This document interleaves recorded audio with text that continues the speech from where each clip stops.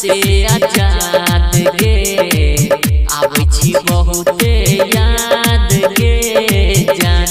गजब से गलई होई के पिंजरा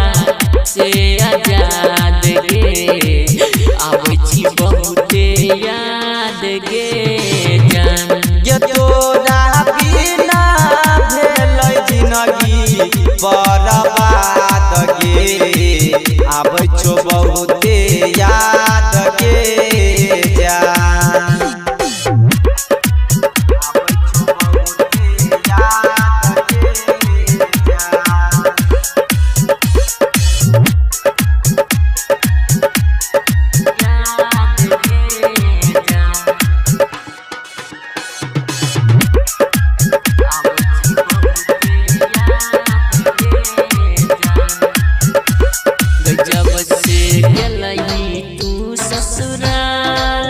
प्यार बिना रोबै छौ गे यार गैरनिया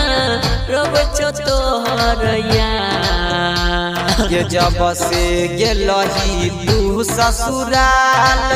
प्यार बिना रोबै छौ गे यार गै तोरा बिना करे दिलवा हमर विवाद गे आबै छी बहुते याद गे जान ये जब से गेलही होई के पिंजरा से आजाद गे आबै छी बहुते याद गे जान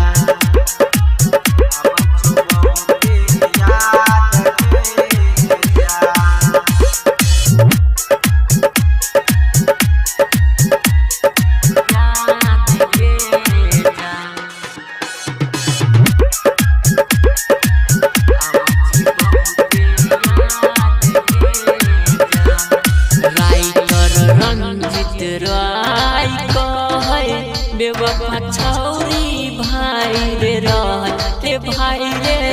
बेवफा छौरी रहे राइटर रंजित रॉय कहे बेवफा छौरी भाई रे रहे सुभाष गोविंद के प्यार के केलही तू सराद गे आबै छी बहुते याद गे